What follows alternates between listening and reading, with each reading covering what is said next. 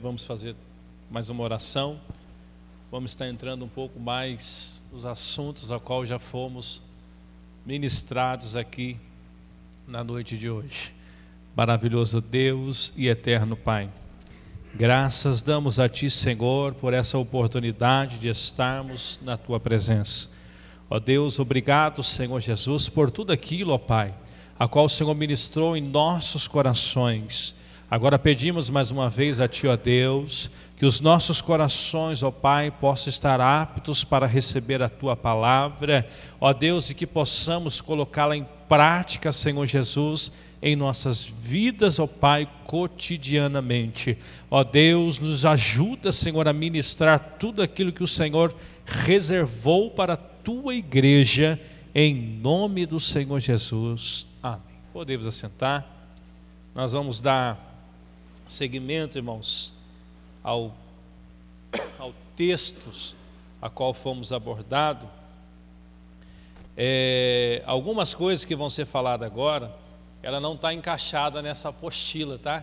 Futuramente depois a gente vai dar um jeito de colocar ela, porque é assuntos também correlacionados a tudo isso, a qual nós estamos aprendendo aqui na casa do Senhor, a qual nós estamos desfrutando da casa do Senhor.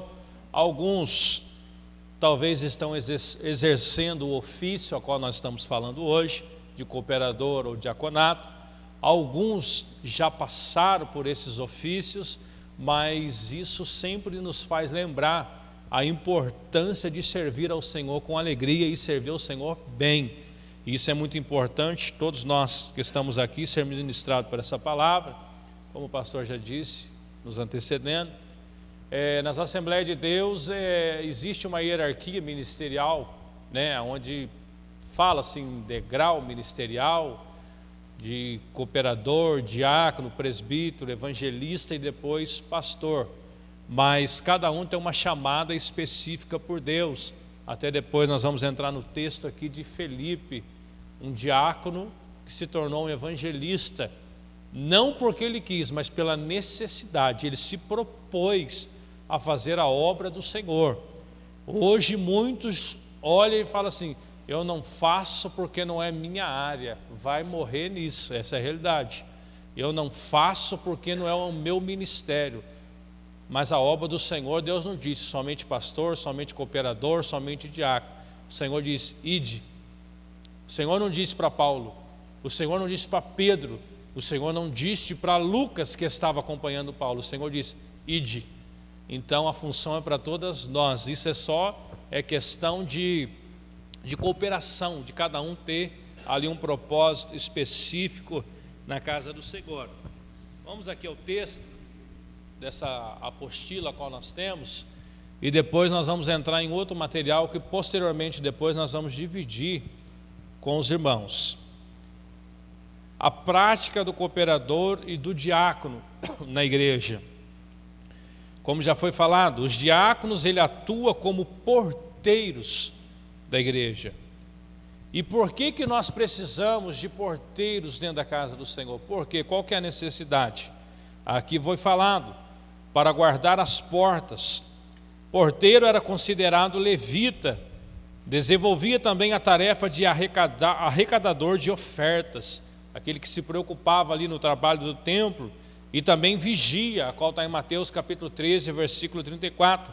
Jesus menciona o porteiro como responsável pela guarda da porta do aprisco das ovelhas, que está em João 10, 3, e também no livro de Esdras, do seu capítulo 7, e o versículo de número 24, que vai falar ali sobre os porteiros, sobre cooperadores. Logicamente, você vai ver que a instituição diaconal, ela vai se aplicar somente ali em Atos capítulo 6, por necessidade da igreja. Mas nós podemos trazer isso quando Moisés estava sobrecarregado sobre a obra, não era? Que o seu sogro chega para ele e fala assim: Moisés, levanta no meio de vós pessoas capacitadas para julgar a causa do povo, e aquilo que não forem capazes, eles tragam até você, e você resolve, como você líder da obra do Senhor. Então nós temos que ter esse chamamento, esse chamariz de Deus para as nossas vidas, de um porteiro. Eu hoje, o ministerial, sou um pastor pela misericórdia de Deus. Eu não passei pelo cooperador, mas eu fui ao diaconato ali rapidinho, cheguei ao diaconato de outro ministério, outros tempos, mas a ascensão ministerial, graças a Deus, não aos homens, o Senhor foi ali me aperfeiçoando. Mas por que Deus faz isso? Porque antes de nós recebermos a chamada aqui, Deus já fez uma chamada antes do nosso nascimento. Então nós estamos aqui para executar aquilo que o Senhor prometeu para nós no ventre. Você nem sabia, mas Deus já tinha uma promessa para você no ventre. Depois nós vamos ver nos textos aqui da palavra do Senhor essa aplicação sobre a chamada, sobre o propósito a qual nós temos que desenvolver. Muitas das vezes seu ministério ele vai ser barrado por homens? Vai. Muitas das vezes o homem vai tentar impedir que você alavanque na presença de Deus? Vai. Mas fiel é Deus que fez a promessa, Ele vai cumprir. Fiel é Deus. Mas nós temos que estar como? Na brecha para executar a obra do Senhor. Nós temos que estar disposto a militar a obra do Senhor, com título ou sem título, mas nós temos que dizer assim: Senhor, eis-me aqui, envia-me a mim, Senhor. Eu não sou ninguém, mas eis-me aqui, pode contar comigo para a sua obra, pode contar comigo, Senhor, para fazer o teu propósito. Saindo um pouquinho do contexto aqui, a qual nós estamos aprendendo, eu lembro que quando eu estava no diaconato, no ministério, eu fui levado para o cargo de presbitério, irmãos, com 22 para 23 anos de idade, nas Assembleias de Deus mesmo. Meu marido, a missionária marido, conhece meu pai, nós éramos da Presbiteriana Renovada, mas aonde eu era inserido, Deus me levou para outro lugar para cumprir a promessa dele na minha vida. E era algo assim até interessante, que quando a gente ia, era um ministério muito grande, é um ministério muito grande aqui na cidade de Taubaté, e quando a gente ia participar, principalmente nos cultos de ceia, que a gente sentava no altar, se olhava da nave da igreja, era tudo ali da casa dos 35, 36, só dava eu de menininho, 23 anos sentado no meio dos demais, mas era o quê? Era o propósito de Deus. Não foi eu que pedi para estar lá, mas foi o Senhor que disse: vai, porque eu estou nesse propósito. Houve barreiras, e o ministério foi alavancado assim tão rapidamente, que com um ano depois o Senhor disse: agora você vai ser elevado para evangelista.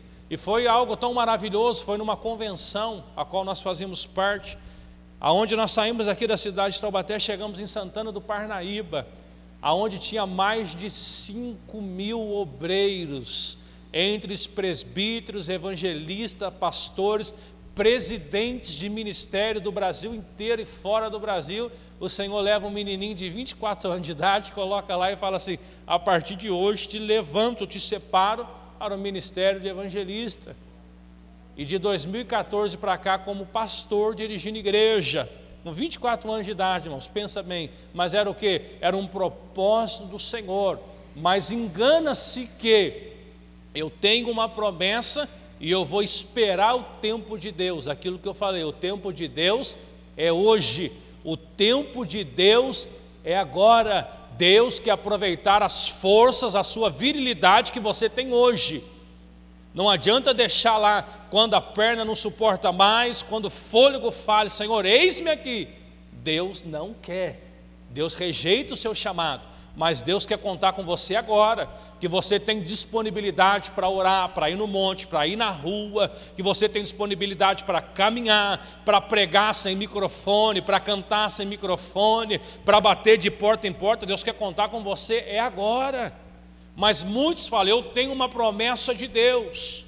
Ei, eu também tinha, mas eu lembro que um dia eu falei: Senhor, o Senhor me disse que vai me fazer pregador. E até agora eu estou vendo o tempo passando, Deus, e nada acontece. E eu levei, sabe, aquele: o que você está fazendo? Eu disse: nada. Ele disse: então nada vai acontecer. Quando eu me dispus a buscar, a clamar, a abrir mão da minha vontade para viver o propósito do Senhor, a porta fez assim, igual porta de shopping, abriu. Mas enquanto eu não me dispus, Deus disse: eu tenho compromisso com quem tem compromisso comigo. Então é isso que o Senhor está querendo conosco nessa noite, nessa escola de ministros, de obreiros da casa do Senhor. Nós se disponibilizarmos hoje para a obra do Senhor. Nós se disponibilizarmos agora, pastor, mas a minha perna está falhando. Vai com ela falhando mesmo, porque o Senhor vai te dar força, o Senhor vai te dar graça para você suportar. Não espere parar a segunda para você falar, Senhor, eis-me aqui, vai do jeito que está. O Senhor ainda está dando uma oportunidade para nós te disponibilizarmos para o reino do Senhor. Indo mais um pouquinho, é improdutivo uma igreja de porta única, com uma quantidade exagerada de porteiros para servir. Imagine com os obreiros que nós temos aqui, a nossa igreja só tem aquela porta. Só tem uma porta, ainda tem uma aqui, tem outra ali. Por quê? Para os obreiros ter funções dentro da casa do Senhor. E o obreiro ele tem que estar sempre ligado. Foi citado aqui alguns minutos anteriores. Os obreiros, principalmente cooperadores, diáconos, oração de olho aberto. O tempo todo de olho aberto. Diácono, aprenda isso, cooperador, você não abre harpa, você não abre Bíblia na porta, o seu foco é no altar, o seu foco é na rua, o tempo todo. Obreiro nunca fica de costas para o pastor e nunca fica de costas para a rua, ele fica um olho no peixe, um outro no gato, um olho no peixe, um olho no gato, porque é sinal de vigilância. Pastor, mas como que eu vou aprender da palavra? O Espírito Santo que habita dentro de você vai fazer você entender o propósito da palavra quando você está servindo a obra do Senhor, quando você está militando a causa do Evangelho. Não precisa você estar com a Bíblia aberta para Deus falar contigo, mas o Espírito que fala aqui vai testificar com o Espírito que está lá na porta servindo o santo ministério da obra do Senhor. Vamos indo mais um pouquinho. Rapidinho, irmãos, essa daqui é um pouco longa. Até meia-noite eu acho que eu consigo finalizar essa parte aqui. Amém? Um pouquinho, nós vamos falar mais um pouco mais sobre diaconia. O pastor deu bastante aspectos, mas nós vamos introduzir um pouco mais aqui nesta noite sobre diáconos, diaconisas da casa do Senhor, e futuramente depois nós vamos passar para outros obreiros. A Bíblia em especial, as epístolas pastorais dispõem de um grande acervo que trata acerca do obreiro, desde a formação da igreja primitiva, tá, irmãos? Isso é um outro material, tá? Se procurar na apostila você não vai achar.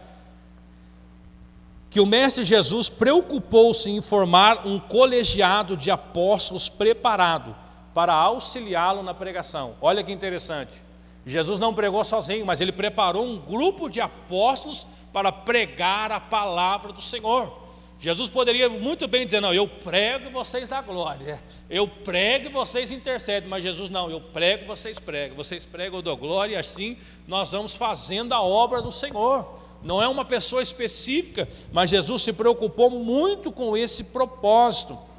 Indo mais um pouquinho, e aqui no texto, tanto como o apóstolo Pedro, que foi um dos que mais se preocupou com a preparação de obreiros. Você vai ver que Pedro era um camarada ali de Deus, ali que se preocupava muito com a formação de obreiros, e também quanto Paulo, que reconhecia a existência dos cooperadores, diáconos, presbíteros, evangelistas e pastores da igreja primitiva. Um exemplo de cooperadores, Romanos capítulo 16, versículo 3, quando essa carta chega para quem, o que Paulo fala? Saudai a Priscila e Áquila, meus cooperadores. Olha que coisa maravilhosa, Paulo dizendo, são meus cooperadores, auxiliares da obra do Senhor. 1 Timóteo capítulo 3, versículo 8, da mesma sorte que os diáconos sejam honestos. Olha que coisa maravilhosa, aonde o negócio vai afunilando para todos nós aqui nesta noite. E indo mais aqui um pouquinho para nós, como isso, nós aprendemos que a Bíblia ela ratifica os cargos ministeriais que hoje existem em nossas igrejas. A Bíblia ela ratifica, ela afirma os cargos ministeriais que hoje nós temos dentro da obra do Senhor. Em ministérios, tem ministérios que ele trabalha com outro tipo de colegiado, presbiteriano, ele trabalha ali com presbítero e depois pastor. Ele não trabalha igual a Assembleia de Deus, presbítero, evangelista e depois pastor. E na presbiteriana é um colegiado, é uma eleição. Eles elegem o presbítero não é consagrado, ele é eleito.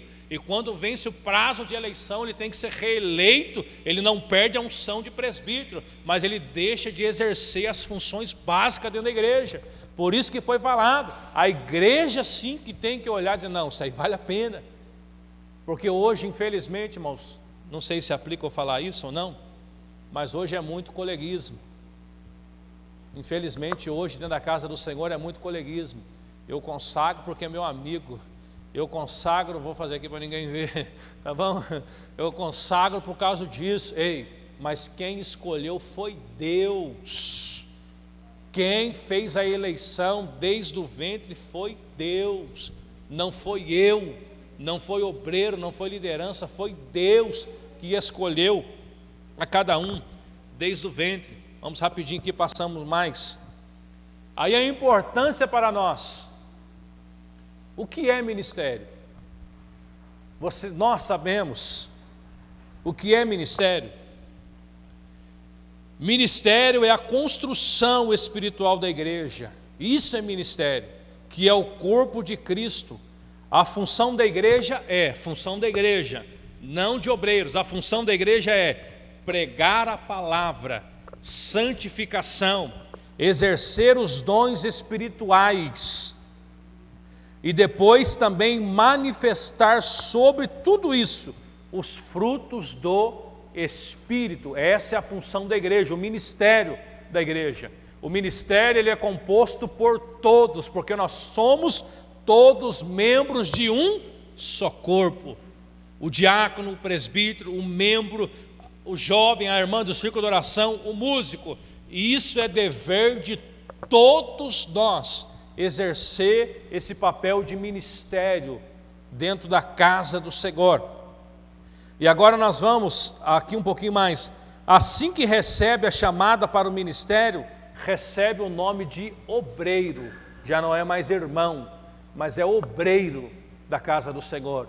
Ele passa ali de irmão, a paz do Senhor, irmão ou irmã, mas o ideal, irmãos, aprenda isso para nós, aqui nesta noite, a gente tem que exercitar muito isso, não é ego, não é orgulho, mas a gente tem que aprender a exercitar isso, que quando você for saudar um obreiro da casa do Senhor, preferencialmente, a paz do Senhor evangelista, a paz do Senhor diácono, a paz do Senhor missionário, missionária da casa do Senhor, porque foi Deus que escolheu, foi Deus que preparou. E quantas das vezes a gente tem por hábito, a paz do Senhor, irmão.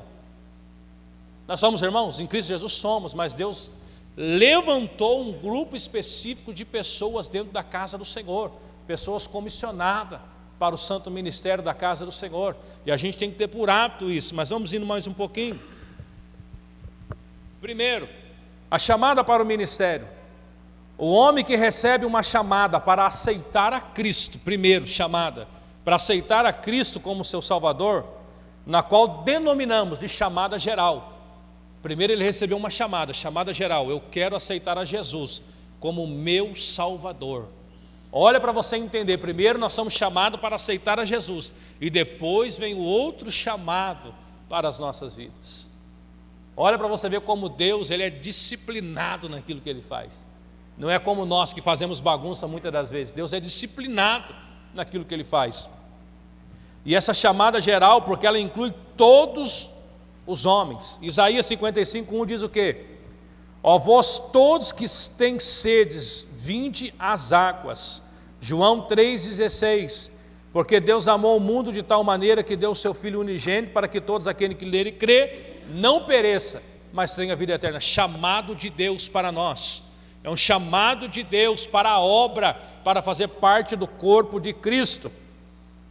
Ao aceitar esse convite, nós se tornamos crente em Cristo Jesus. Passamos pelo batismo nas águas, alguns são batizados no Espírito Santo e recebem os dons espirituais. A partir daí, para outros, não é para todos, surge a segunda chamada, que é a chamada para o ministério. Não é para todos, é para alguns. Deus faz acepção de pessoa? Não, mas alguns Deus chama para alguns propósitos. Isso interfere na salvação? Não. Isso faz você ser melhor ou pior diante de Deus? Não, mas o ministério te cobra mais. Aprenda isso. A responsabilidade de um membro dentro da casa do Senhor, você pode ter certeza que é menor do que a sua. Quanto mais é dado, mais será cobrado. Só que muitos querem ter isso por orgulho, por soberba. Vamos rapidinho, irmãos, eu preciso entrar num outro texto aqui. Como que nós sabemos a chamada de separação de obreiros para o trabalho do Senhor? Como que a igreja ela tem que saber a chamada de um obreiro da casa do Senhor? Ela é composta de 3 maneiras. Primeiro, ela é composta por uma chamada em visões. Como assim, pastor? Isaías capítulo de número 6, só para a gente identificarmos. Versículo de número 1, vai falar o quê? No ano que morreu o rei Uzias, e viu a glória do Senhor. Não é isso que a palavra do Senhor vem dizer para nós? E vi, e a glória do Senhor encheu a fumaça. Então eu disse: ai de mim, que vou perecendo, porque eu sou um homem de lábios impuros e habito no meio de um povo de impuros lábios. Mais um pouquinho. Mas um dos serafins voou para mim, trazendo na mão uma brasa viva que tirara do altar com uma tenaz. E com ela tocou minha boca e disse: eis que isto toca os teus lábios, a tua iniquidade foi tirada e purificada o teu pecado. Depois disso ouvi a voz do Senhor que dizia: a quem enviarei? A quem há de ir por nós? O que o profeta Isaías responde? Eis-me aqui, envia-me a mim. A primeira, aprenda isso nesta noite para validarmos o ministério, para um obreiro da casa do Senhor, o pastor, porque Deus vai falar aqui, para a separação de um obreiro, é em visão. Deus vai dar uma visão para o líder, ou outro aspecto aqui que nós vamos falar nesta noite. Mas o Senhor, Ele não vai falar uma vez e simplesmente já vai ser levantado, não. Mas Deus vai confirmar aquilo. Não basta eu ter uma promessa, mas primeiro Deus tem que chamar alguém e dizer assim: olha, tem uma obra na vida dele, tem uma obra na vida dela, separa, porque para mim é escolhido. Não adianta dizer, eu tenho uma promessa de Deus, eu pego um vidro de azeite, vou lá no monte e tchau. Isso não é validado perante Deus, aprenda isso, não é validado. E hoje muitos sobem de um cargo, desce de outro, e Deus não valida esse tipo de coisa. Outro aspecto, para a confirmação da chamada de um obreiro, ela é feita em revelação. Atos capítulo 13, do versículo 1 ao 3. E a igreja que estava em Antioquia, foi falada aqui nesta noite, e havia alguns profetas e doutores, a saber, Barnabé e Simeão, chamado Níger e Lúcio, Cirineu, Manaém, que foi criada com Herodes, o tetrarca, e Saulo. E servindo eles ao Senhor e jejuando, disse o Espírito Santo: apartai-me a Barnabé e Saulo para a obra que eu os tenho chamado. Olha outro porém. E então, jejuando e orando e pondo sobre ele as mãos, o despediram. Deus revelou, mas eu fui orar, fui jejuar, e depois Deus disse ok. Aí eu coloco a mão e falo: vai, porque Deus está contigo nessa caminhada. Não é essa bagunça, irmãos, me perdoe usar um termo chulo desse, não é essa bagunça que hoje a gente vê, aonde obreiro ali, chega um membro na casa do Senhor, não que ele não pode ser obreiro, pode, mas aí a gente vai contra a palavra do Senhor, que ele não pode ser neófito, novo convertido na fé, não tem experimentado os propósitos de Deus. E hoje a gente vê pessoas novas convertidas, com 1 ano de crente, já está recebendo uma unção de presbítero, de evangelista, de pastor. Aonde que nós vamos o critério da palavra do Senhor relacionado a isso? Se a própria palavra do Senhor diz, ele não pode ser neófito, novo na fé. Pastor, mas quem fez a promessa é Deus. Opa, mas Deus não entrepela os propósitos dele. Primeiro Deus vai experimentar a cada um de nós. Primeiro Deus permite nós sermos provados pela circunstância das nossas vidas. E hoje aí, por que nós vemos muitos obreiros, me perdoe, que estão lá fora na sarjeta, voltando a comer as bolotas do porco? Por que hoje você sai aí, se você tiver uma oportunidade, se você sair numa rua, você vai pregar, fazer um evangelismo, a pessoa vai chegar e dizer, eu era pastor, eu era evangelista, eu era missionário, o que te fez cair? As lutas. Não foi as lutas, ele não tinha estrutura para suportar o ministério que foi posto sobre a vida dele. Aprenda isso. Ele não tinha estrutura, porque Deus vai preparando nós para suportarmos aquilo que nós vamos exercer a partir daquele momento. Porque é Deus nos preparando. Você vai construir um sobrado na sua casa. Não adianta você dizer, o cômodo lá de cima é maravilhoso, eu quero ir para lá. Mas se você não tiver uma estrutura na escada, meu querido, no primeiro dia talvez você sobe, no segundo talvez você sobe, mas no terceiro talvez a escada abale e você caia, dizendo assim, nossa, mas lá em cima era tão maravilhoso, mas e a estrutura para me chegar aonde era necessário? É isso que nós devemos entender. Deus revela, a igreja jejum, o líder vai jejuar e vai orar e depois assim, vai, porque é Deus confirmando sobre a sua vida. Terceiro propósito, uma chamada íntima. Jeremias capítulo 1, do versículo 1 ao 10, que diz o quê? Palavra de Jeremias, filho de Uquias, dos sacerdotes que estava em Anatote, na terra de Benjamim. A ele veio a palavra do Senhor nos dias de Josias, filho de Amon, rei de Judá, no 13º ano do seu reinado. Ele veio também nos dias de Jeoaquim, filho de Josias, rei de Judá, até o fim do ano 10º de Zedequias, filho de Josias, rei de Judá, até que Jerusalém foi levado em cativeiro no 5º mês. Assim veio a minha palavra do Senhor, dizendo, antes que eu te formasse no ventre, eu te conheci, e antes que saísse da madre, te santifiquei, e te dei as nações por profeta. Olha que coisa maravilhosa. Jeremias nem sabia que ele tinha recebido isso, mas Deus fala, eu já tinha feito isso para você, Jeremias. Indo mais um pouquinho, e ele fala, Senhor, eu não sei falar, porque sou uma criança, mas o Senhor me disse, não digas eu sou uma criança, porque aonde quer que te enviar, irás, e tudo quanto te mandar, dirás, não temas diante deles, porque eu sou contigo, para te livrar, diz o Senhor. E vai estendendo o texto depois. Entendeu o propósito do obreiro?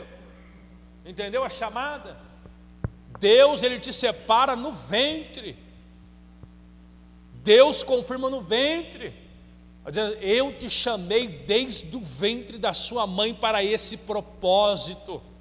É o Senhor dizendo, aonde eu te mandar você vai. É Deus dizendo assim, mas aí onde entra aqueles costumes? Não, Deus não escolhe os capacitados, mas Deus capacita os escolhidos. Fica dormindo até meio-dia na rede para você ver. Fica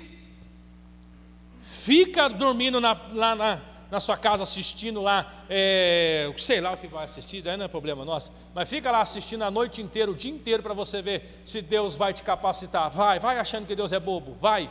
Deus capacita quando você busca, Deus te dá entendimento quando você busca, Deus te honra quando você busca da palavra, quando você busca da presença dEle. É quando você está pregando ali, o Espírito Santo agora vai, fala isso porque está na minha palavra. É quando você fala, Senhor, o que eu vou falar ao Espírito Santo? Abre a boca porque eu te encherei. Aí tem crente parado assim, não, mas o Senhor, Ele não escolhe os capacitados. Mas por que Deus escolheu Paulo? E agora? Deu ruim, não deu? Paulo não era capacitado, não estudou o mestre nos pés de Gamaliel, o grande mestre da lei, não foi isso que a gente aprende? Então, nessa aí Deus errou, certo? Deus quer contar com quem está disposto, seja capacitado ou não capacitado. Deus conta com quem está disposto a fazer a obra dele.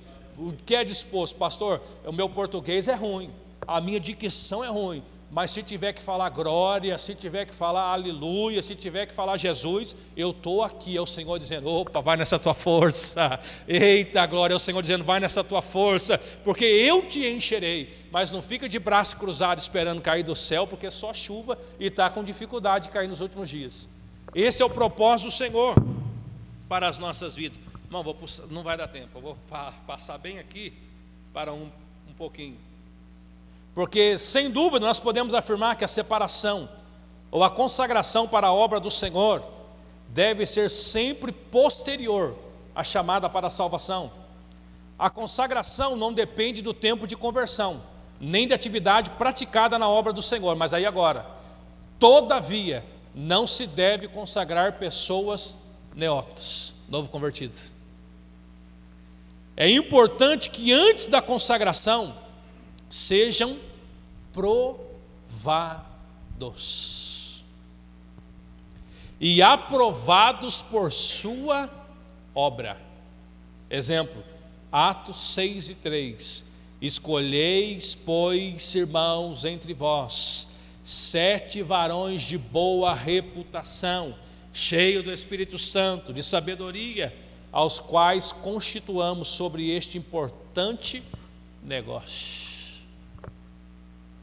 Sabe o que é isso? Eu não preciso ser pastor, mas se tiver que pregar, eu prego em qualquer lugar. Eis-me aqui, Senhor. É Deus dizendo: você está sendo aprovado, meu filho. Eu não preciso ter credencial, mas conta comigo, Senhor, para fazer a sua obra. Isso é o tempo que Deus está permitindo você ser aprovado no reino de Deus. É isso que o Senhor está dizendo. Isso aí podemos trazer para nós hoje. É um estágio na obra do Senhor. Estágio, já viu quando você faz uma faculdade ou quando você faz um curso? Você tem que estagiar, não tem? Só que fala que o estágio não é remunerado. Você está exercendo uma função, você não recebe por aquilo. Então na obra do Senhor é um estágio. Você não tem um reconhecimento, mas você está fazendo a obra do Senhor. Ali para alguém ver, para não ver, mas não importa. Mas você está fazendo a obra do Senhor. Não espere consagração chegar na sua vida para fazer a obra. Não espere concretizar. Pastor, eu recebi uma promessa para fazer a obra. Mas faça do mesmo jeito a qual Deus te chamou. Quer ver um exemplo disso? 1 Samuel. A Bíblia fala que Deus rejeitou Saul, não é isso? Rejeitou Saul, para mim não quero mais, não serve mais. Deus escolhe quem? Davi. Hipoteticamente falando, Davi tinha 13 anos de idade quando foi consagrado rei. Com 17 anos, Davi foi lutar com Golias, sendo rei, mas não estava no trono. Correto? É o que a Bíblia fala. Vamos mais um pouquinho? Davi foi consagrado. Com 13 anos, com 17 anos enfrentou Golias e o povo filisteus. Com 22 anos de idade ele assumiu o reino de Judá. Ele não assumiu o reino de Israel. Ele assumiu o reino de Judá com 22 anos de idade. Davi foi reclamar com Deus? O Senhor disse que eu seria rei. Não, estão barrando meu ministério, eu vou parar por aqui, Senhor. Para mim não dá mais. Ou eu sou rei ou eu não sou. Davi diz: fiel é aquele que fez a promessa na minha vida. E Davi continua reinando em Judá. É Deus provando o ministério de Davi. Com 30 anos de idade, Davi se torna rei de todo Israel. Aonde o povo chega para Davi e fala assim: Davi, você é osso do nosso osso, sangue do nosso sangue, vem e reina sobre nós. Você entende o propósito? Não espere a consagração chegar para trabalhar, trabalhe. Não espere, o pastor não dá oportunidade para pregar. Pregue na rua, pregue nas praças, pregue nos asilos. Uma importante lição que nós aprendemos: alguém aqui já ouviu falar sobre John Wesley, fundador das igrejas metodista wesleyana? Já ouviu falar de John Wesley? John Wesley, ele era inicialmente da igreja anglicana, ele não era metodista. E John Wesley, quando ele fazia parte da igreja anglicana, ele ali, não vou falar a história por completo, ele foi barrado de pregar nos púlpitos da igreja anglicana. E o que ele diz? A minha igreja é o mundo. O que John Wesley faz? Ele criou, vamos dizer para nós hoje, que nós aprendemos, uma célula, um grupo, e começou a pregar. Eu não prego na igreja, mas eu prego onde dá oportunidade. E disse que ele foi começando a pregar, e foi pregando. E hoje nós conhecemos o movimento das igrejas wesleyanas. E ele, por ser impedido de pregar nos púlpitos anglicanos, John Wesley saiu pregando onde fosse possível pregar. Você vai no casamento? Vou. Posso ler uma palavra aqui? Pode. Ele pregava. Ele ia num chá de bebê. Posso pregar? Ele pregava. Ele ia ali no almoço de família. Posso pregar? John Wesley pregava. Quer aprender com John Wesley? Estima-se que ele tenha percorrido mais de 400 mil quilômetros pregando a palavra do Senhor. E você, porque não prega na igreja, está parado. E aí? Quer mais um pouquinho? Estima-se que ele pregou mais de 40 mil sermões. Se eu preguei uns 2.000 é muito, eu acho. Imagine John Wesley, pregou mais de 40 mil sermões, porque a igreja disse: aqui você não prega. Ele diz: não tem problema, eu vou lá fora pregar a palavra do Senhor. E às vezes você, porque é o obreiro ou não é obreiro, porque não pode pregar no púlpito, não, vou parar, para com isso. Tem asilo, tem boca de fumo, tem boca aí de prostituição, tem lugares que precisa pregar a palavra do Senhor. Nós estamos querendo pregar aqui dentro.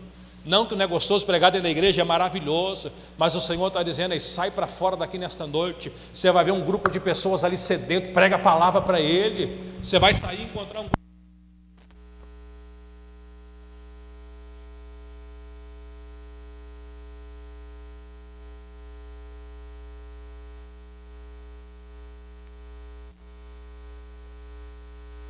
Seja no trabalho, seja na rua que você mora, pregue a palavra do Senhor. Aí eu te falo nesta noite, futuros obreiros, aspirantes a obreiros da casa do Senhor, qual vai ser a nossa desculpa a partir de hoje? Tem chance para desculpa ainda? Não tem mais, né? Tem chance para a gente ficar paralisado no ministério qual Deus confiou para nós? Não tem mais. Quantos quilômetros você já percorreu pregando a palavra do Senhor? Só tira um pouquinho para mim. Quantos quilômetros você já percorreu? Pastor, de casa aqui na igreja dá meio quilômetro, eu não preguei nenhum dia. E aí? Então o Senhor está nos chamando para um propósito de pregar a palavra do Senhor. Voltando um pouquinho sobre Davi, ele esperou aproximadamente 17 anos para desfrutar do que Deus tinha prometido para ele. Você entende? Davi esperou 17 anos do que Deus prometeu para ele tomar posse. O obreiro, muitas das vezes num culto, ele recebe a oportunidade hoje: eis que te digo, varão, o Senhor está te levantando para ser pastor. Aí já olha para o púlpito assim: está vendo, né? Você está vendo, né? E aí? Davi esperou 17 anos sem reclamar, mas ele sabia que Deus tinha um propósito na vida dele. E às vezes, numa determinada igreja, eu não participava, mas um grupo de obreiros, nós trabalhávamos junto, e jovens, aspirantes, sedentos, foi separado para o cargo de cooperador, e um dia receberam o propósito de Deus, que seriam obreiros da casa do Senhor. A partir daqueles dias não ficavam mais na porta, porque eles diziam: Deus disse que o meu lugar é lá. Mas seu lugar é lá. Mas se você não trabalhar cá, você não chega lá. Aprenda isso. Primeiro eu trabalho cá, aí Deus me coloca lá. Não adianta eu querer pular para lá, senão eu caio daqui para a rua. É isso, aprenda isso. O Senhor tem uma promessa, fique tranquilo. O Senhor prepara portas e caminhos para você. Não queira atropelar o processo de Deus. Pastor, mas a idade está chegando. Fique em paz, porque o Senhor renova suas forças nesta noite. Você vai correr, você vai voar como águia, você vai ser um bebezinho novo caminhando na presença de Deus. Fique tranquilo, porque o Senhor renova as nossas forças nesta noite. Indo mais um pouquinho, irmãos, é muita coisa. Os irmãos, não vai dar para falar tudo, tá? É mais um motivo para a gente voltar na próxima. Amém? Os cargos eclesiásticos, nós vamos falar sobre a Assembleia de Deus, tá, irmãos? A Assembleia de Deus, desde que foi fundada pelos missionários suecos Adolf Gunnar Wingre e Daniel Berg, ambos com as suas respectivas famílias, procurou sempre manter acesa a chamada do Espírito Santo. Por isso preferiu consagrar obreiros que eram batizados no Espírito Santo e tinham uma vida ilibada e de bom testemunho diante da igreja e da sociedade. Os cargos são os mesmos adotados pela igreja Assembleia de Deus aqui, Assembleia de Deus Marcha Canaã: auxiliar ou cooperador, diácono, presbítero, evangelista e pastor. Hoje algumas igrejas adotam as diaconisas e missionárias, a exemplo da nossa, também adota esse ministério. Outras adotam bispos, apóstolos e pastoras, que nossa igreja optou por não adotar, preferindo ser conservadora nesse assunto. A nossa igreja não adota apóstolos, bispos e pastoras. Nossa igreja não adota, e espero que nunca adote. Vamos permanecer na palavra do Senhor. Amém? E no mais, hoje algumas igrejas adotam diaconisas e missionários. Vamos entrar aqui para nós, irmãos. Como exemplo a nossa, pelos propósitos da obra do Senhor. Primeiro, o cooperador é aquele que opera junto, ou seja, o que trabalha junto a alguém. Sua função é de ajudar. O cooperador, ele ajuda, ele está disposto a fazer a obra do Senhor. O cooperador ajuda na portaria, ajuda a recolher os dízimos e ofertas, ajuda na limpeza e manutenção da igreja e está sempre ao lado do seu superior eclesiástico, independente do cargo que superior ocupa. Você entendeu? O cooperador está sempre do lado do seu superior eclesiástico. Se o pastor delegou para a junta de obreiros um diácono, o cooperador tem que fazer jus ao diaconato, dizendo assim: ele é meu líder eclesiástico. Se for um presbítero, o cooperador tem que identificar: ele é o meu líder eclesiástico. Estou junto. Eu, quando era diácono, estava sempre junto com o meu pastor. Era monte, era visita na casa, ele ia pregar em outra igreja. Eu falava assim: você não vai sozinho não, você prega, eu dou glória. Se der ruim, dá para nós dois. Era assim que eu fazia, estava junto com ele. Ele ia lá para um lugar, ia para o outro. A gente fazia campanha no monte junto. A gente fez 1 ano de campanha no monte, todos os dias de oração, em busca pela igreja, porque eu dizia assim: não. Se apanhar, nós vamos apanhar junto, mas se for bênção, é para nós dois também. Então, sempre acompanhamos, nós temos sempre estar disposto, irmãos. O obreiro, o diácono da casa do Senhor, o cooperador, ele sempre tem que estar disposto a fazer para o pastor: ei, conta comigo, estou aqui. Não é da boca para fora não, tá? Conta comigo, pastor, estou aqui. Você que está aspirante ao cargo de cooperador ou diácono da casa do Senhor, é isso. O diácono, eles são os obreiros que auxiliam diretamente os pastores em várias atividades na igreja. Está em 1 Timóteo 3,13. Porque os que servirem bem como diáconos, foi lido pelo nosso pastor, adquirirão para si um lugar honroso e muita confiança na fé que há em Cristo Jesus. Não é aqui do lado aqui não, é em Cristo Jesus, tá, irmão? Não é um degrau ali, não, o pastor vai favorecer eu ali, vai ajudar. Não é nesse propósito não.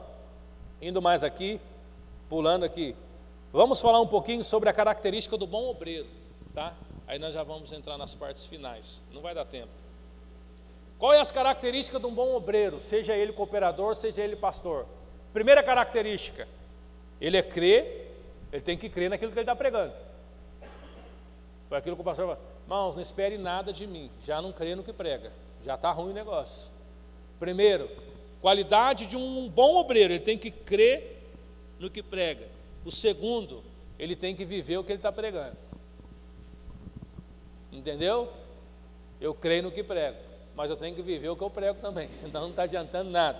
Terceiro, ele tem que ter consciência da responsabilidade que ele está ocupando.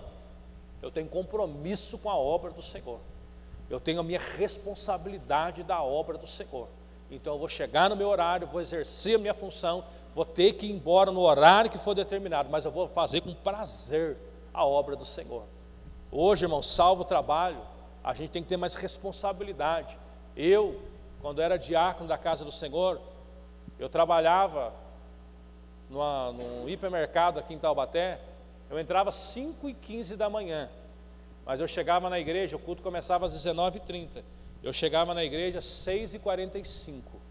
Eu chegava na igreja às 6h45. Porque mesmo que as irmãs da limpeza, ela tinha dado um pente fino na igreja, eu ia confirmar o que estava acontecendo dentro da casa do Senhor. E às vezes o pastor ficava conversando com pessoas lá, eu saía da igreja 10h30, 15 para as 11. Mas o meu papel era auxiliar, eu ficava lá o tempo todo auxiliando na obra do Senhor. Estou falando o que eu vivi, não estou contando testemunho de pessoas não, estou falando o que eu vivi, o que eu experimentei na obra do Senhor. Ele tem que ter coragem para desempenhar as suas funções. O bom obreiro da casa do Senhor tem que ter coragem. ele tem que ser discreto. O obreiro pode e deve ser cavalheiro, entendeu? O obreiro pode e deve ser cavalheiro. Ó, pastor, senta no meu lugar aqui. Se assente aqui, sente aqui. Ô irmão, se assente no meu lugar aqui, porque eu posso ficar de pé. Eu posso ceder o meu lugar para você. Então o obreiro da casa do Senhor, ele tem que entender esse propósito. Ele tem que ceder o braço para alguém que está necessitado ali. Ó, vamos lá, eu te acompanho até o banheiro se for necessário. Não precisa se levantar não, irmãos. Eu pego um copo de água para você, eu estou vendo a sua dificuldade. Isso tem que ser do bom obreiro da casa do Senhor. São as características que nós aprendemos. Se um obreiro, ele só deve acompanhar uma jovem ou uma senhora sós, em caso de extrema necessidade, se não houver outro recurso. Entendeu? Obreiros, cooperador, diácono, presbítero, evangelista, missionário, seja o que for. Ele só pode acompanhar uma jovem ou uma senhora sozinho, se não tiver outro jeito. Não vai, pastor, Deus sabe que o inimigo está armando esse lado e você está caindo igual um patinho. Então vigia, não caia nessas armadilhas. É a palavra do Senhor que nos orienta. Outro ponto: tratar pessoas que são financeiramente abastadas de maneira privilegiada. Não é porque o irmão tem uma condição melhor do que o outro que você vai dar mais. Não, todo mundo é igual perante Deus. Não venha com isso não, embora tenha lugar que é isso, porque isso é reprovável. Como obreiro, Deus reprova isso, hein? Aprenda isso, como obreiro, Deus reprova tal atitude. Então, muito cuidado. Outro ponto: entrar em conversa de pessoas, mesmo sendo membro de sua igreja, ou mesmo pessoas que gozam de liberdade, quando fala em particular. O obreiro chegar, o que está acontecendo? Opa, se você não foi chamado, não dá espetáculo lá não. Isso nós não podemos fazer. Nós temos que exercer com sabedoria. Outro ponto: usar termos que traduzem fascinação por alguma pessoa, mesmo sem malícia, incensurável. Toma muito cuidado quando a gente olha para alguém e fala assim: nossa, que irmão, vigia, rapaz, fecha a boca, não fala nada não. Toma cuidado. Isso não é papel do obreiro não, nem de membro, mas principalmente de obreiro. Toma muito cuidado. Então a gente tem que tomar muito cuidado com isso que nós estamos falando. Elogiar só as mulheres ou só a esposa quando se tratar do casal, mesmo que as intenções sejam as mais justas e puras, pode suscitar comentários. Chegou na presença do varão, da varoa, falando: nossa, está bonito, irmã. Cai para lá, Satanás. Você é servo de Deus, cuidado com essa boca, rapaz. Tem que falar isso não. Tem que olhar para o casal ali e falar assim: nossa, como vocês dois estão belos hoje. Aprendeu? Vocês têm que olhar para o varão, para a varoa e falar assim: como vocês dois estão bonitos hoje. Mas não precisa falar nada, fica quieto, fala para a esposa, pronto, acabou. Tem que falar para os outros. Se tiver a necessidade de falar, seja sábio.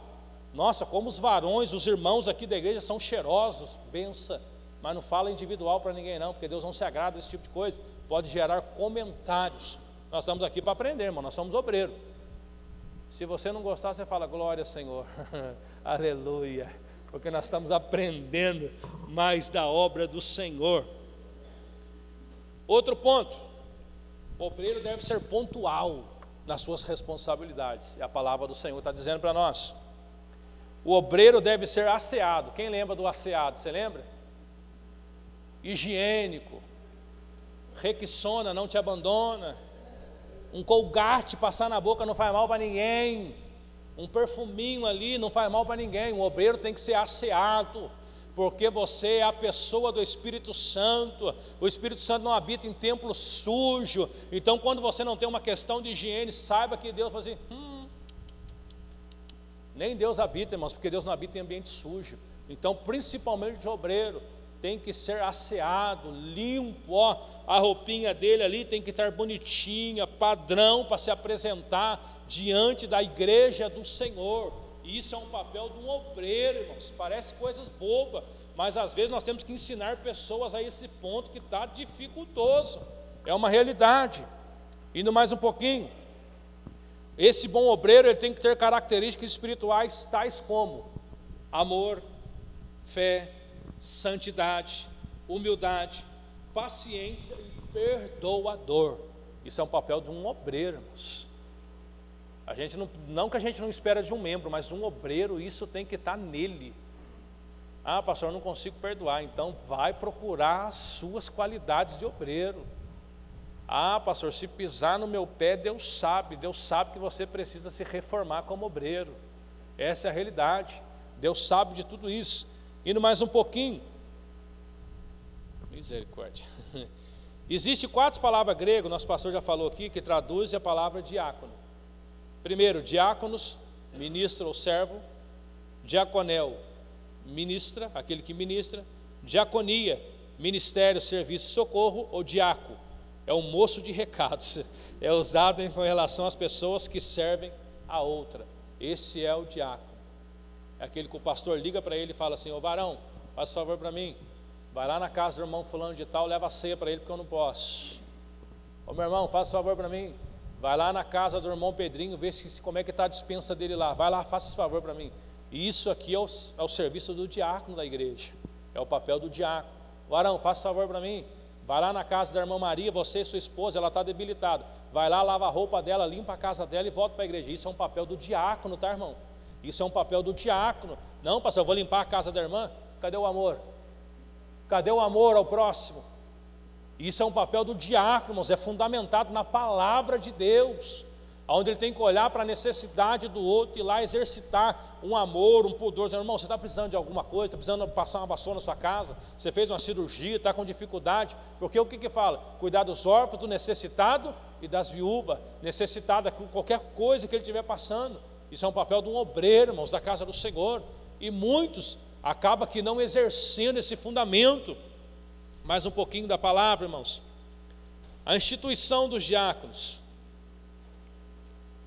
Apesar da divergência, como falei, com relação à instituição dos diáconos e os ofícios do mesmo, temos em Atos capítulo 6 a instituição diaconal, oficializados para servir a igreja em todas as áreas. Com o crescimento da igreja em Jerusalém surgiu um sério problema.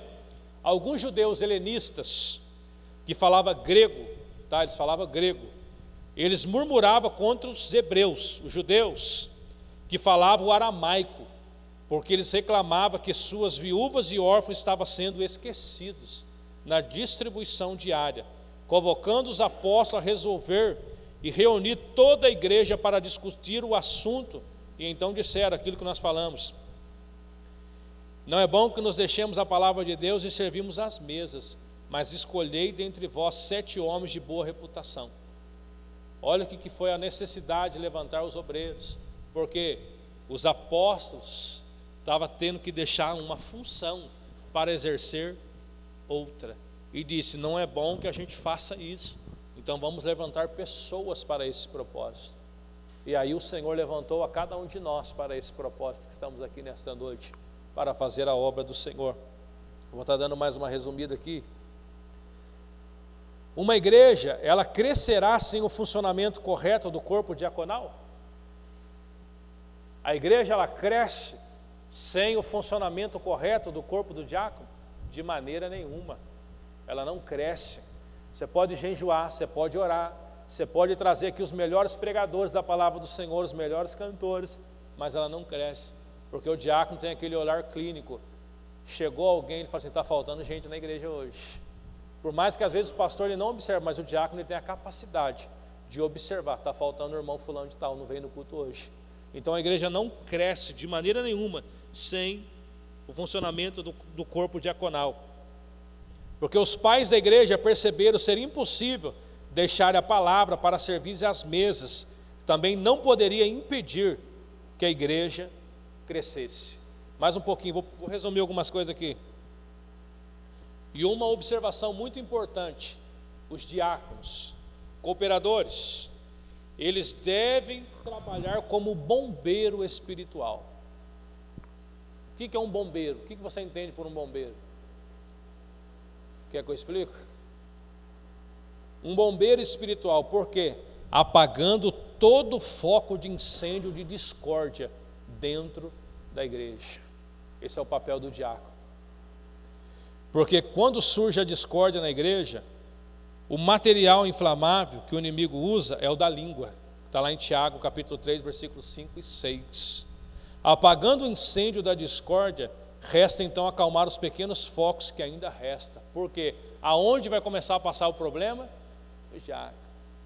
Ah, você viu o irmão fulano de tal? É verdade mesmo, entojado, não olha nem na minha cara. Opa, seja santo, seja santa.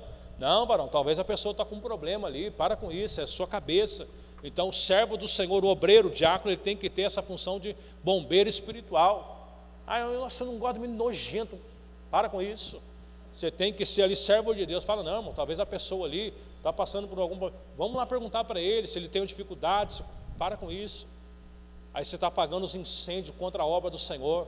Você está sendo um bombeiro espiritual que está eliminando todo o foco do incêndio dentro da casa do Senhor. Você viu a irmã quando foi cantar? Para que um contralto fazer um soprano? Fala assim, não, irmãos, é um dom de Deus na vida dela. Para com isso. Seja ali um bombeiro espiritual. Fala assim, não, irmão, vamos dar glória a Deus, é um dom de Deus na vida dela. Para com isso. Aí depois você pode falar, irmã, menos. Mas ali no momento você seja um bombeiro espiritual, você tem que conter todo o foco de incêndio na obra do Senhor. O diácono, atender às necessidades do crente. Se não fosse a sabedoria de Deus na instituição diaconal, o que seria dos pastores? Como seria atendido os necessitados? Quem serviria as mesas? Olha como Deus é perfeito naquilo que faz. Assim os diáconos, diaconisa, conhecendo as necessidades do crente, correrão em seu auxílio, levando-lhe o socorro necessário e no momento oportuno. O diácono vai estar entendendo a necessidade. No atendimento aos necessitados, o diácono e diaconisa devem ser imparciais, sem preferências, evitando injustiça. Verificar as prioridades é muito importante. É um papel do diácono, ele verificar ali a prioridade de cada um. Ele não pode ser imparcial, mas ele tem que ver o que é prioridade naquele momento. Olha, nós estamos aqui um grupo de alimentos, mas aqui o irmão aqui é meu amigo. Não, você tem que ser imparcial, você tem que ver a necessidade, prioridade para a pessoa. Porque Deus, Ele não tem escolha, eu vou abençoar mais aquele ali que é bonitinho. Não, Deus não age dessa maneira, nós também temos que ser imparcial na obra do Senhor. Indo mais um pouquinho, vou pular um outro ponto aqui. O auxílio e cooperação com o ministério. Os diáconos devem entender que os primeiros diáconos da igreja primitiva aliviavam os apóstolos de suas cargas e preocupações, os auxiliando em seu ministério. Os diáconos e as diaconisas devem estar atentos ao detalhe que comumente afoga os pastores, e percebendo qualquer indício disto, ir ao seu encontro desafogando, para que o respirando aliviado, o pastor possa dar continuidade à obra da sua responsabilidade. Em hipótese alguma, o diácono ou diaconisa deve ser uma carga, um peso a mais na vida do pastor. E se assim não for, o diácono está desrespeitando o próprio Deus, negligenciando o seu ofício. Então o diácono não tem que ser um peso, porque ele está negligenciando o próprio Deus naquilo que separou lá em Atos capítulo 6. Outro ponto, vou passar aqui, irmãos. O padrão bíblico de critérios estabelecidos para o diácono. Qual é um padrão bíblico? Da mesma sorte que os diáconos sejam honestos, não de línguas dorbes, não dados a vinho, não cobiçosos, não de torpe ganância, guardar o ministério da fé em pura consciência, e esta seja primeiro provado, depois sirva-se, porém, irrepreensíveis. Da mesma sorte, no caso das mulheres, sejam honestas, não maldizentes, sóbrias e fiéis em tudo. Aí vai dizer que o diácono seja marido de uma só mulher, governe bem seus filhos e as suas próprias casas. Portanto, podemos definir os padrões do diaconato em três aspectos para definir o padrão do diaconato: honestos, não fofoqueiro, essa é a realidade, e não dado ao vinho. Esse é o papel do diácono, é o papel fundamental da palavra do Senhor para um diaconato: honesto, fofoqueiro e nem dado ao vinho. Esse é um papel fundamental. Indo mais um pouquinho, deixa eu pular um pouquinho aqui. Aqui há um padrão espiritual para o diácono. Eles têm que ser cheios do Espírito Santo. Qualquer ministério relacionado à obra de Deus depende, sem sombra de dúvida, da ação do Espírito Santo. A prática do diaconato, ela não está isenta da ação do Espírito Santo, que se une às nossas capacidades naturais, preparando-nos para a sua obra. Tem que ser cheio também de sabedoria. Vamos falar um pouquinho sobre a diaconisa. Da mesma sorte, as mulheres sejam honestas, não maldizentes, sóbrias e fiéis em tudo. Mulheres aqui não se refere à esposa, tá? Apenas, não só a esposa. Ah, a esposa do pastor, do presbítero, não. Não se refere só a isso. Como interpreta alguns, se levarmos em conta a qualidade requisitadas, tais mulheres nesse versículo podemos concluir que se refere à diaconisa, e não somente às esposas dos diáconos. Diaconisa da casa do Senhor. Olha que papel importante. É improvável que o apóstolo Paulo desse esses padrões aos diáconos e não aos presbíteros, portanto, cremos que se trata de uma classe distinta de mulheres, as diaconisas. Vejamos alguns exemplos. Febe, Romanos 16, 12, diaconisa da igreja de Sencreia. Dorcas, Atos 9, 36, diaconisa da cidade de Jope. Note, não era normalmente chamada assim, mas fazia a obra de uma serva. Elas não tinham o cargo de diaconisa, mas fazia a obra como tal. Mais um exemplo. Os pais gregos lia regularmente 1 Timóteo 3,11, como da mesma sorte as mulheres sejam honestas. Só um padrão aqui para as diaconisas: honestas, sóbrias, não deve ser maldizente e tem que ser fiel em tudo. Aqui tem outras coisas, irmãos, mas não vai dar tempo da gente aplicar sobre as prioridades, mas vamos falar assim, sobre os aspectos práticos da diaconia, os aspectos práticos da diaconia. Nós vamos finalizar rapidinho. Quais são as funções que um diácono ele pode exercer visivelmente na igreja, fora aqueles aspectos? Finanças, tesouraria, esse papel para o diácono ele pode exercer. Papel de burocracia, secretário da igreja, esse papel do diaconato, ele pode e deve exercer. Manutenção patrimonial, o diácono que troca a lâmpada, ele que pinta, ele que arruma o ventilador, ele que vê se o filtro do bebedouro está estragado, está saindo água boa. Isso é papel do diácono, da obra do Senhor. Hospedeiro, hospedaria, chega alguém visitante assim, hoje não temos mais o costume, né? Mas quando vinha aquele pregador de fora, o diácono que falava, vamos lá para minha casa. Era assim que era um papel do diácono, da obra do Senhor. O diácono é quem faz as visitas em geral da igreja, é o diácono que tem que fazer. Pastor, vou lá na casa do irmão Juquinho orar por ele, vou lá na casa do irmão Pedrinho levar lá a ceia para ele. Esse é o papel do diácono na obra do Senhor, porque cada um tem uma função. O presbítero, ele só vai na visita quando a pessoa está enfermo, que a palavra do Senhor fala: se há alguém enfermo, chame os presbíteros da igreja. Então o diácono está aí para trabalhar nesse aspecto. É o diácono que tem que cuidar da assistência social. Pastor, o irmão fulano de tal lá está precisando de uma cesta, nós vamos levar um alimento para ele. É o papel do diácono da igreja do Senhor, exercer esse papel. Assuntos práticos em relação ao casamento, batismo e funerais, é papel do diácono que tem que exercer isso daí. Está aprendendo? É o diácono que fala assim: pastor, fulano de tal da igreja morreu, como é que nós vamos fazer o culto, como é que nós vamos fazer o cerimonial? Pastor, fulano quer casar, como é que a gente pode marcar uma reunião com ele, como é que a gente pode exercer tal coisa? Pastor, fulano de tal está querendo batizar, quando é que a gente pode marcar o discipulado? Isso é papel do diácono da igreja. Está entendendo? Você acha que era só ficar na porta, recolher o dízimo, receber o visitante? É muito mais do que isso. Segura que o filho é seu agora, é sua responsabilidade. Amém? Vamos indo mais um pouquinho? Tá bom ou vocês querem mais um pouquinho?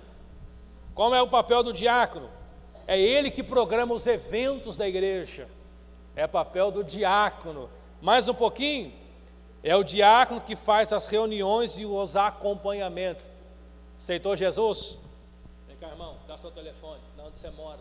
Vou lá fazer uma visita para o senhor, para a senhora lá. Nós vamos fazer uma oração. Pastor, estou orando por irmão fulano de tal, aceitou Jesus hoje. Nós vamos fazer a obra. Isso é papel do diácono da igreja. Isso é papel do obreiro. Isso, tá, irmãos? É função, tá? Função. Agora eu posso falar das obrigações do diácono ou não? Vocês já acharam que isso era obrigação? Isso é só função. Aquilo que eu faço de bom grado. Agora nós vamos falar de obrigação do diácono. Podemos? Obrigação do diácono: não faltar culto, em hipótese alguma. Posso ouvir um amém? Glória a Deus. Ser participante da escola bíblica dominical. Conhecer as declarações de fé das Assembleias de Deus. Vocês vão conhecer, eu vou mandar para vocês. Isso nós não tínhamos esse costume, mas nós vamos mandar, né, pastor? As declarações de fé da Assembleia de Deus, do que nós cremos, quem é a Trindade. Nós vamos mandar para vocês isso daí. Não promover discórdia entre os irmãos. Isso é obrigação do diácono. Participar da reunião dos obreiros. Desenvolver cultos devocionais. Recolher ofertas. Servir ceia na igreja e em domicílio. Impor ordem e disciplina na igreja. É o diácono. Sabe o que? Daqui, varão. Daqui, põe na minha mão. Vou jogar lá fora. Isso é o papel do diácono da igreja. É assim que é o papel do diácono. Ele pôr ordem e disciplina dentro da casa do Senhor. Ô, irmão, está conversando com quem aí, varão? Vamos dar glória a Deus. Jesus não está falando aí na palavra. Assim é o papel do diácono, irmão. Não é ser chato, não. Mas o pastor não falou aqui sobre o culto, sobre como que tem que ser o culto. Então isso é o papel do diácono. Vamos mais um pouquinho ou não? Ser dizimista fiel, registrar conversões e olhar estacionamento da igreja. Isso é obrigação. Mais um pouquinho? Vamos mais um pouquinho. Não trabalhar contrário ao comando do pastor. Isso é o papel do diácono. Não trabalhar mal-humorado. Pai do Senhor para você. Para com isso, rapaz. Não é assim que funciona, não. A paz do Senhor, meu irmão. O coração está doendo, mas você fala, seja bem-vindo à casa do Senhor. Trabalhar mal-humorado, fique dentro de casa, rapaz. Não vem para a casa do Senhor, não. Esse é o papel do diácono. Não pode exercer dessa maneira. Depois vai chegar para os presbíteros, para os evangelistas, para nós. Fique tranquilo, vai ter um pouquinho para cada um. Amém? Vamos lá um pouquinho. Cuidar da aparência, entendeu?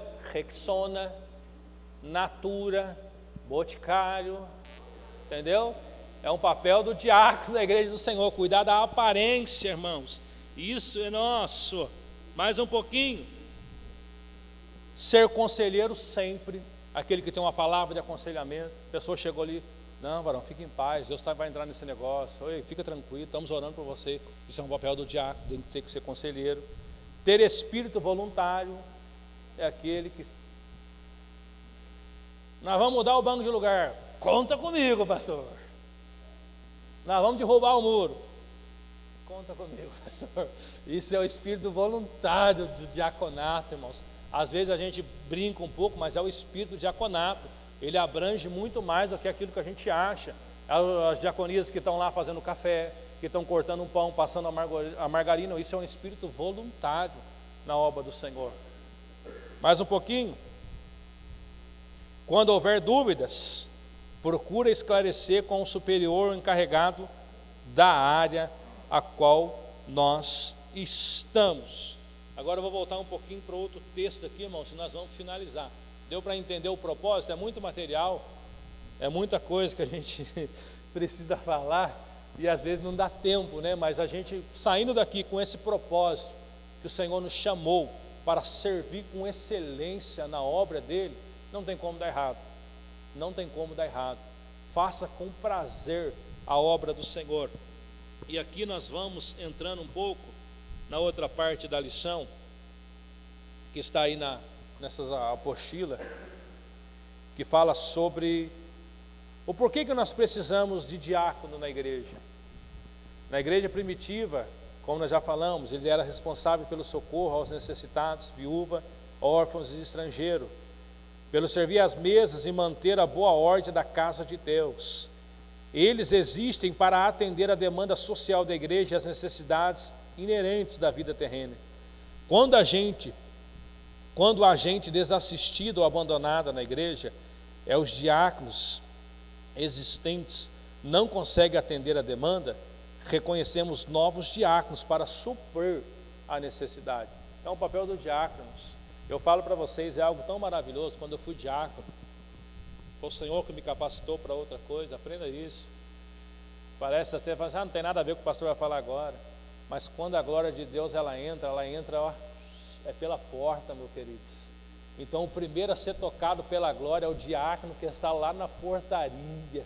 Aprenda isso. Pastor, mas a palavra do Senhor diz que do altar flui, mas a presença de Deus ela vai entrando pelas portas, que a palavra do Senhor diz que aquele que pula o muro é ladrão. O Senhor, Ele entra pela porta. Aprenda isso, que enquanto você está exercendo o seu papel de recepção lá, a glória do Senhor está entrando, você é o primeiro a ser agraciado pela presença de Deus. Enquanto você está lá, a presença do Senhor está tocando em você, meu querido. Então faça com alegria esse papel de exercer o ministério. Faça com êxito isso que o Senhor tem. Ainda para nós, para refletirmos, qual o nosso problema atual no que diz respeito a título eclesiástico? Vaidade, orgulho, arrogância? Cristo, sendo Deus, se humilhou, tornando-se homem. Nós, sendo homem, queremos nos exaltar, tornando-nos deuses. Se Jesus despiu-se, podemos dizer dessa maneira, da glória do céu para se tornar homem, e nós queremos se tornar Deus por causa de cargo eclesiástico, para com isso. Por que hoje nós temos tanto cargos eclesiásticos dentro da igreja? Porque a pessoa fala assim, mas eu sou pastor, presidente, não é justo ter uma pessoa com o mesmo cargo do que eu. Para com isso. Não, então eu tenho que ser. Já surgiu uma vez na convenção que a gente estava santo episcoa, daqui a pouco vai ter papa na igreja, só falta isso, porque as pessoas não querem dividir o chamado. E a gente tem que aprender na palavra do Senhor, irmãos. Foi Deus que te escolheu, foi Deus que te chamou para esse santo ministério. Não age com arrogância, com soberba, porque eu quero assumir tal cargo. Ei, se for da vontade de Deus, você vai assumir. Mas se for da vontade do homem, vai te matar. Não se precipite, não. O que eu conheço, eu posso falar com propriedade, o que eu conheço de obreiros, irmãos, que estão aí fora, porque foi dado, não foi Deus, deram um cargo para a pessoa e matou a pessoa, acabou com o casamento, acabou com a família da pessoa. Então você tem que entender isso, não vai pela emoção não, porque eu vou ter uma credencial, porque eu vou poder entrar dentro dos hospitais. Não, para com isso, faz um curso de capelania, você entra lá sem ser obreiro, não tem problema. Não se preocupe com isso não. Então não mate o seu ministério. Mais um pouquinho. Na origem, os cristãos davam valor às atividades a serem desenvolvidas pelas pessoas consagradas. Hoje concede mais valor aos títulos, mesmo que a pessoa não possua a mínima condição moral e espiritual para orientá-la. Não é verdade? Infelizmente, irmãos, às vezes você está dentro do ministério aonde o diácono tem tanta sabedoria que o pastor que está ali, porque foi dado, ele te mata, você, sua família, seu casamento. E as pessoas falam, não, mas eu tenho que me aconselhar com o pastor. Ei, não é assim que funciona. Às vezes são pessoas lá que não foi Deus que colocou, não foi Deus que separou, porque o homem também, ele coloca a mão onde Deus não manda, e ele quer falar pessoas, separar pessoas, e Deus não está nesse negócio. Na guerra das vaidades, o líder quer um título que ninguém tenha. A confusão começa no estabelecimento dos dons ministeriais, como foi falado, como uma pirâmide ou escada de progresso espiritual, quando na verdade se trata de diferentes dons ministeriais de igual importância, que o Espírito Santo conceda à igreja para a sua própria edificação. Diferente do que estabelece a Bíblia, a busca por cargos ou títulos eclesiásticos foge completamente da essência do cristianismo e seu Cristo. Você não tem que buscar por isso. Busque mais da presença do Senhor. Nós não temos que buscar por isso. Isso que nós estamos fazendo aqui, nós estamos buscando conhecimento. Isso é válido. Isso é válido. Mas não, depois lá de 6 meses eu vou apresentar o certificado do meu pastor lá e eu quero que ele dê um ministério para mim. Não, isso é conhecimento, isso é válido. Isso é importante para nós aprendermos mais, mas não faça disso uma pirâmide não na sua vida, um degrau na sua vida não. Não se fique inconformado com isso não. Outro ponto aqui, cristianismo. Olha aqui que interessante que nós colocamos. Quem é chamado por Deus para exercer o trabalho de diácono, talvez morrerá diácono, apenas pelo fato de ter sido este seu único chamado. A mesma regra se aplica às demais funções. Aqui foi repetido, funções. A excelência está na obra e não no episcopado. Então aprenda isso. Talvez Deus te chamou só para ser um diácono. Talvez Deus te chamou para ser um evangelista, um presbítero. Talvez você não vai chegar a um título de um pastor presidente, mas Deus te chamou para você ser excelente naquilo que você faz. Talvez você não vai chegar a um degrau maior do que isso, mas saiba que a sua obra tem tanta importância quanto daquele que está lá, porque o Senhor confirmou sobre a tua vida. Então saiba relevar, pastor, mas eu estou 30 anos, 50 anos, talvez vai ficar mais 100, mas é o propósito que Deus tem para a sua vida, é a maneira a qual Deus te chamou para esse propósito, porque isso, irmãos, não é carreira, ministério não é carreira. Você entra dentro de uma empresa galgando tal coisa, hoje eu sou ajudante, não, quero ser encarregado, beleza, mas na obra do Senhor não existe isso. Nós estamos dizendo, Senhor, não importa, se eu tiver que servir como ventilador da igreja para abanar os irmãos, conta comigo, Deus. Senhor, não importa, se eu tiver, Senhor, que ficar lá na porta, nem ouvir o culto, mas só para anotar o nome, Senhor, eu não quero saber de título, de cargo, eis-me aqui, Senhor, eu só quero que o meu nome esteja escrito no livro da vida e pronto, acabou. Isso que nós devemos entender para nós. Não que a palavra do Senhor não fala, quem deseja episcopado, excelente coisa deseja, mas tem que partir do coração de Deus para nós. Não que a gente tem que ter aquele desejo desenfreado, não, porque eu quero, porque eu vou fazer, eu vou correr atrás, essa igreja que não me dá a oportunidade, eu vou para outro. Você vai acabar com a sua vida, meu querido. Você vai acabar com o seu casamento às vezes. Filhos podem morrer por causa de uma decisão errada sua. Malom e Quilion morreu por quê? Porque Elimeleque tomou uma decisão errada. Então fique na posição a qual Deus te colocou. Não faça a sua descendência pagar o preço por uma decisão errada. Se o Senhor tiver que fazer no lugar que está, Deus vai te honrar, Deus vai fazer, mas não torne isso como um objetivo, não, porque eu quero, eu tenho que ser, porque a igreja fulano de tal me ofereceu. Para com isso. Para com isso. Eu me lembro, 2017, irmãos, eu tinha saído do ministério em hipótese, eu tinha saído da frente da obra, tinha sido recolhido para a igreja, estou em casa, telefone toca. Ô pastor, paz do Senhor. Eu falei, paz do Senhor. Não sabia quem era. Tudo bem? Eu falei, tudo bem com o senhor. Não, bem. O senhor não me conhece? Eu falei, não sei quem é. Eu sou o pastor fulano de tal, presidente da igreja tal. Eu falei, que benção, varão, Deus abençoe. Senhor, o que eu posso ajudar? Então, pastor, nós estamos com o ministério aqui em Taubaté, recém-aberto. É um ministério hoje até que está caminhando bem, sabe? Nós estamos no ministério aqui em Taubaté, e parará, começou com tudo aquilo lá. Eu falei, amém, varão, que benção. Aí ele falou assim, pastor, só que eu sou o pastor presidente do campo na cidade materna desse ministério. Eu falei, amém, varão, Deus abençoe. Fiquei sabendo que o senhor pastoreou a igreja tal, e a igreja foi isso. Eu falei, sim, varão, pela misericórdia de Deus. Tipo assim, mas o que você quer?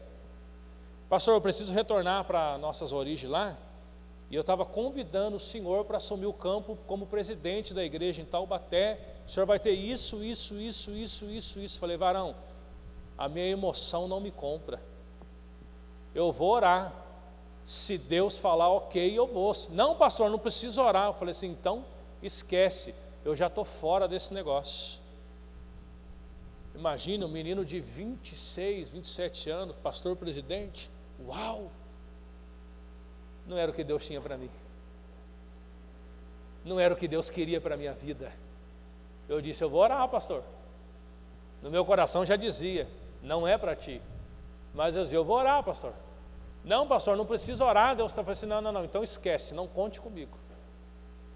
Então aprenda isso. Talvez hoje eu nem estaria aqui para contar essa história para você. Porque se o meu orgulho tivesse falado na minha frente, talvez eu não estaria aqui hoje. Então aprenda isso. Convites vai chegar, mas Deus não está nesse convite. Propostas vão bater, mas Deus não está por trás dessa proposta. Então cuidado. Não deixe aquilo que você almeja te enganar. Não deixe aquilo que você talvez deseje conquistar, ludibriar aquilo que o Senhor tem preparado para você. Talvez pudesse dar certo, talvez pudesse dar certo. Talvez a igreja tivesse aí sob a minha responsabilidade, talvez tivesse, ou talvez não. Mas quando eu disse não, Não é para mim isso daí, Deus não tem esse propósito na minha vida. Isso foi em 2017. Olha quantos anos já se passou. Mas pela misericórdia de Deus eu continuo de pé, pela graça do Senhor. Se eu tivesse tomado essa decisão, será que hoje eu estaria aqui? Provavelmente não, irmãos, porque eu estava indo contra as vontades do Senhor. Então nós que estamos aqui, não vai pelo seu desejo desenfreado ali, não, porque eu quero, porque eu desejo, porque eu preciso. Não, deixa Deus fazer a obra por você. Deixa Deus fazer por você. E depois eu fui por pessoas que me indicaram nesse ministério. Você está louco, pastor? Eu teria aceitado. Eu falei assim, por que você não vai então, varão? Pode ir. Se for por falta de a Deus, vai atrás. Mas aprenda isso, irmãos. Não estou aqui para contar a história de Caronchinha. Tem um obreiro hoje que comprova isso. Está em outro ministério, mas ele comprova isso para você. Não estou aqui para dizer, nossa, o pastor deixou passar uma oportunidade dessa. Não, porque não era o que Deus tinha para a minha vida. Nunca almejei isso. Deus sabe, nunca almejei isso. Fui convidado de várias maneiras para eu ter a minha própria igreja. Nunca almejei isso. Nunca desejei isso na minha vida. Porque eu quero viver a vontade do Senhor. Eu quero viver os propósitos do Senhor. Estando ou não estando na frente da obra, eu quero viver a vontade do Senhor. Eu sendo titular ou não sendo titular, o que importa para mim é estar fazendo a vontade do Senhor. Então aprenda isso. E para nós finalizarmos aqui só um pouquinho, nós vamos falar, eu tinha falado para os irmãos um pouquinho sobre o Filipe, só 5 minutinhos, tá, irmãos? Aí que o relógio nosso está adiantado, fique tranquilo. Só 5 minutinhos, eu vou falar um pouquinho rapidinho aqui. Aqui nós vamos aprender sobre Filipe, que está em Romanos, Atos capítulo 8, nós vamos entender que Filipe, quando ele foi levantado como diácono para a obra do Senhor, ali com os 7, e quando Estevão é morto, se torna um servo Marte, Barnabé, que era um homem de fé e de esperança, Filipe, ele passa de diácono a evangelista, porque a morte de Estevão era um assunto nas ruas de Jerusalém, quando Filipe dá início ao seu ministério de evangelista itinerante. Ele começou a pregar a palavra de Deus, ele nem sabia o que era isso, o evangelista, mas ele disse assim, eu vou exercer o ministério, pronto, acabou. E sabe o que é o mais interessante? Quando a igreja se dispersou com a morte de Estevão, que Saulo estava ali consentindo com a morte, na ocasião desencadeou grande perseguição, todos, exceto os apóstolos, foram dispersos pelas regiões da Judéia e de Samaria. Felipe estava no meio. Alguns homens sepultaram Estevão e fizeram por ele grande lamentação. Saulo, por sua vez, estava devastando a igreja. Dentre os dispersos estava o diácono Filipe, um quebrador de paradigmas, a qual nós vemos que de diácono ele se tornou um evangelista, não porque ele quis, mas a necessidade dele falar da palavra do Senhor fez ele se tornar um evangelista em prol do reino. Aqui, indo Filipe para uma cidade de Samaria, ali ele anunciava o Cristo. Quando a multidão ouviu Filipe, os sinais miraculosos que ele realizava, deu unânime atenção ao que ele dizia. Os espíritos imundos saíam de muitos, dando gritos, e muitos paralíticos e mancos foram curados. Assim houve grande alegria naquela cidade. Felipe dizendo assim, eu não consigo servir mesa aqui, mas eu consigo falar do dono da mesa aqui. Você está entendendo o propósito? Felipe estava dizendo assim, olha, aqui eu não consigo servir mesa para aqueles que estão pregando, mas eu consigo fazer aquilo que eu ouvia lá, eu consigo partilhar. Felipe estava servindo mesa, mas ouvindo a palavra do Senhor. Felipe ele era um replicador da obra de Deus. Ele, onde ele não servia, falava, mas eu posso servir com a minha boca, vou pregar a palavra do Senhor. Eu não vou exercer o ministério de diácono. Aqui, tal proposta agradou a todos, então escolheram Estevão, um homem cheio de fé e do Espírito Santo, além de Filipe. Aqui a qual nós já lemos. O que Filipe fez quando ele deixou de exercer o ministério de diaconato? Ele ficou chateado? A igreja fechou, eu vou deixar de ser diácono? Não. Ele cruzou os braços? Não. Pensou com ele mesmo, se eu não for diácono, não serei nada na igreja? Não, nada disso. ele foi para uma outra cidade, aonde ele teve a oportunidade de anunciar Jesus. Ele não cruzou o braço. Ali a função diaconal já não era mais uma possibilidade para ele, fora de Jerusalém. Porém, ao invés de ele ficar lambendo as feridas que o diaconato deixou, eu vou deixar de servir, ele se levantou na presença de Deus, se reinventou ministerialmente, que ele servia como diácono, mas esse não era o único dom, ele também era um evangelista, realizador de milagres e implantador de igrejas. A porta fechou para ele, mas ele disse assim: eu vou continuar falando do amor de Cristo. Vou parar por aqui e nós vamos concluir, que senão não vai dar tempo, mas é muita informação para a gente dividir aqui, ela não dá tempo. Mas aqui nós aprendemos um pouco sobre isso. Filipe, John Wesley, aprenda com John Wesley. 400 mil quilômetros, a igreja fechou a porta para ele, mas ele diz assim: mas o mundo é o meu púlpito. Olha que coisa maravilhosa. Eu não posso pregar na minha igreja, mas eu posso pregar da porta para fora. 40 mil sermões, já parou para pensar nisso? 40 mil ministrações de John Wesley. Quantas pessoas não foram impactadas pela ministração da palavra dele? Quantas pessoas não foram salvas? Aprenda isso, uma conta básica. Uma pessoa, ela é capaz de formar 12. Aprendeu? Uma pessoa, ela é capaz de formar 12. Multiplica esses 12 aí, vai multiplicando quantos que chega.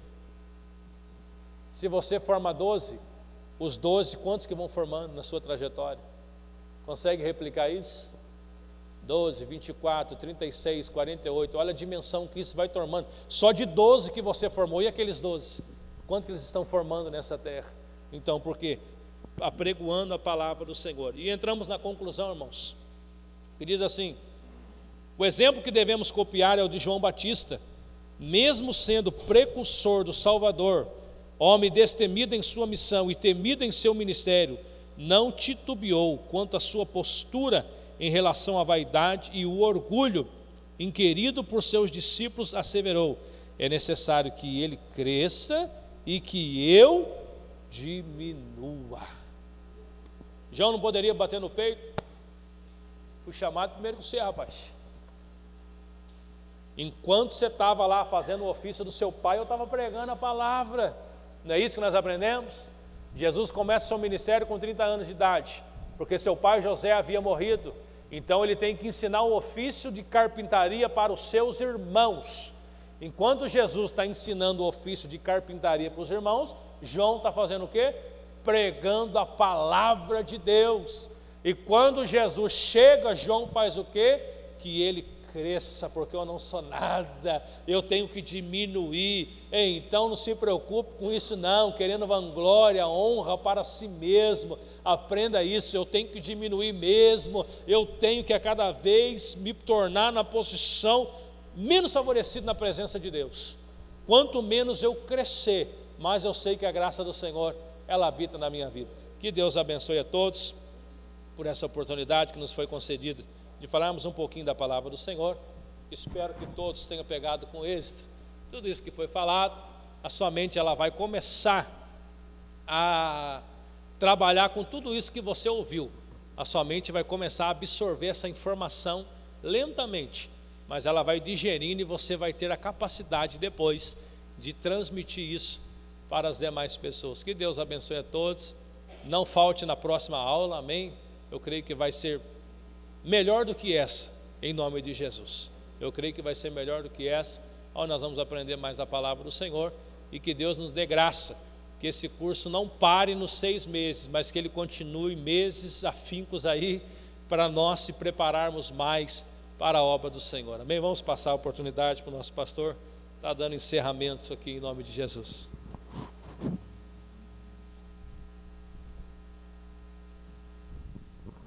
Glória a Deus, amém, irmãos? Temos diáconos formados nessa noite, glória a Deus. Pelo menos o desejo já deve ter nascido, né? Com certeza.